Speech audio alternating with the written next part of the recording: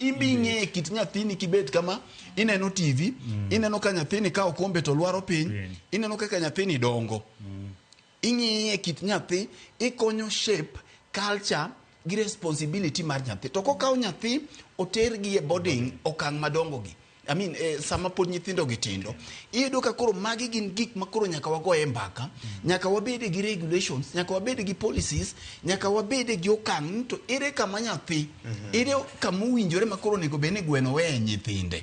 Magi gin gik ma nyaka wang'i mondo mi samoro nyathi mikao iteri e boarding school ne, moro itere to ywaka. Janyuolo chune. Koro ing'eni mano bende rwako paro more ni ani chuna gi somo mar boarding ne. Atime ne janyuol. Itime ne janyuol.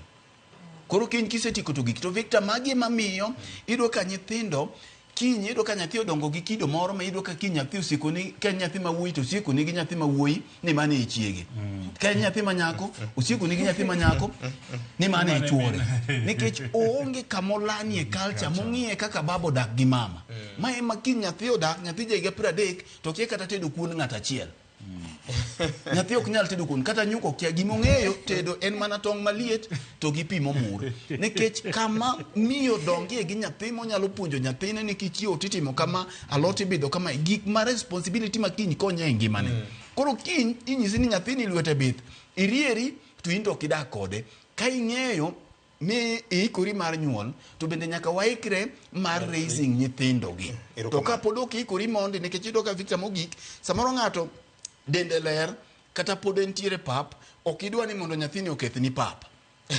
Koro kiikri magi gin gik ma nyaka wach ni ok dwa ni mondo an gi nyathina moro matin takao nyathi adhi atero mabor maka jogi penja tinyiso ni akik wach ni en gang'owa. Ok wach ni magi manotimore ka mak mana ni gini koro yaw thuolo mar mbaka malach ni wan kaka oganda nyaka wang'e ni to ere kaka wanyalo integrate nyithindewa mondo wanwang' kaka wanyalo safeguard nyithindo nikech onge nyathi monego wit ngimane.